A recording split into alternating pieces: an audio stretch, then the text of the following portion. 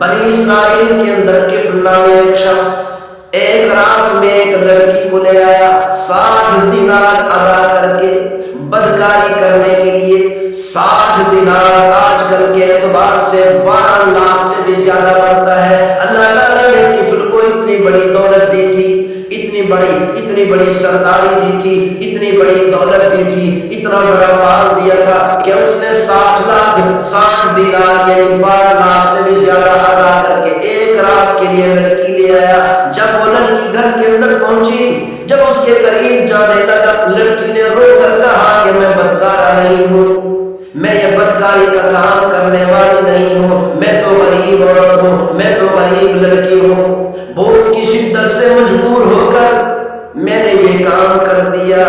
کفر نے کہا آپ کو پریشان ہونے کی ضرورت نہیں, میں آپ کے قریب نہیں آتا, جیسے عزت سے آئی تھی ویسے ہی عزت سے واپس چلی جا.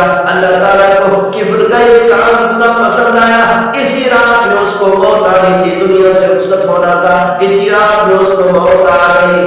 اگر یہ کام نہ کرتا, اگر پروردگار اس کفر سے راضی نہ ہوتا تو صبح کے وقت میں کوئی بھی اس کی جنازے کو ہاتھ نہ لگاتا, لیکن اسی رات کے اندر اللہ تعالیٰ نے اس پر موت کو مسلط کر دیا. صبح کے وقت میں اس کے دروازے پر اللہ تعالیٰ نے لکھوا دیا ان اللہ قد غفر لذی الکفر, یقیناً پروردگار نے کفر نامی شخص کو معاف کر دیا.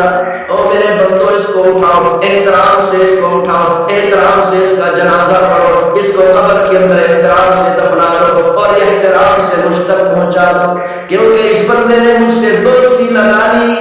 اسی لیے اللہ تعالیٰ نے فرمایا اگر مسلمان بندے اس رات کے اندر توبہ کر لے لَوَجَدُوا اللَّهَ تَوَّابًا رَحِيمًا, تو توبہ کرنے والے لوگ, نافرمانی سے توبہ کرنے والے, گناہوں سے توبہ کرنے والے, بغاوت سے توبہ کرنے والے, گناہوں سے توبہ کرنے والے, اللہ تعالیٰ کو توبہ کو قبول کرنے والا پائیں گے اور رحم کرنے والا پائیں گے.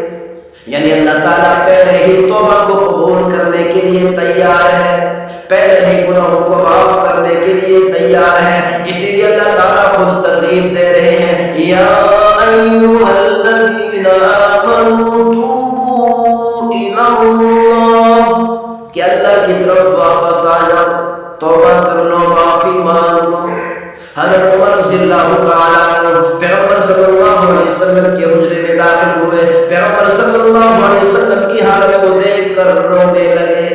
پیغمبر صلی اللہ علیہ وسلم نے پوچھا عمر کیوں روتے ہو, کیوں پریشان ہو؟ عمر رضی اللہ تعالیٰ عنہ نے عرض کی اے اللہ کے رسول, ایران کے بادشاہ, روم کے بادشاہ, دنیا کے بادشاہ سونے چاندی کے برتنوں میں کھانا کھاتے ہیں, اعلیٰ بستروں پر, نرم و نازک بستروں پر لیٹتے ہیں, آرام کرتے ہیں, بڑے بڑے محلات اور قصور میں آرام کرتے ہیں. اے اللہ کے رسول, آپ تو دنیا اور آخرت کے بادشاہ ہیں, آپ تو حقیقی بادشاہ ہیں, آپ کو یہ اعزاز کیوں نہ ملا؟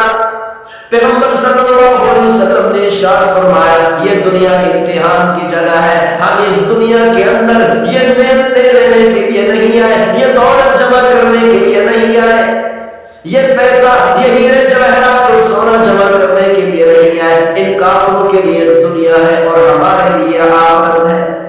ہمیں اس سے بھی بڑھ کر جنت میں ملے گا اور آخرت میں ملے گا. عمر آپ کو پریشان ہونے کی ضرورت نہیں. آپ کیا سمجھتے ہیں کہ یزید کو اللہ تعالیٰ نے 3 براعظموں پر حکومت اور سلطنت عطا کی تھی, اور پیغمبر صلی اللہ علیہ وسلم کے وہ نواسے جن کو پیغمبر صلی اللہ علیہ وسلم نے فرمایا الحسن والحسین سیدا شباب اہل الجنہ, جس حسین رضی اللہ تعالیٰ عنہ کو پیغمبر صلی اللہ علیہ وسلم نے دنیا کے اندر جنت کی سرداری کی سرٹیفکیٹ دے دی, اللہ تعالیٰ نے اس حسین کو نیزوں پر چڑھا دیا. آپ کیا سمجھتے ہیں کہ یزید سے اللہ راضی ہو گیا اور حسین سے اللہ ناراض ہے؟ فرمایا نہیں, یزید 3 براعظموں پر حکومت کرنے کے باوجود, اتنا بڑا بادشاہ ہونے کے باوجود, اتنی بڑی فوج اور سلطنت ہونے کے باوجود, اتنی بڑی طاقت ہونے کے باوجود اپنے آپ کو جہنم سے نہ بچا سکا. یہ ناکام ہے, کامیاب نہیں ہو سکتا.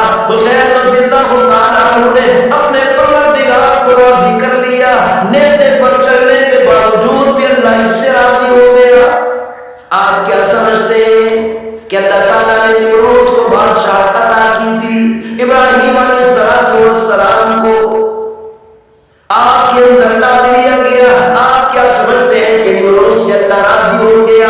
سلطنت ہونا رضا کی علامت نہیں. سلطنت ہونا، بادشاہ ہونا، پیسہ ہونا، دولت ہونا، مال ہونا کامیابی کی دلیل نہیں. کامیابی کی دلیل اللہ کو راضی کرنا ہے.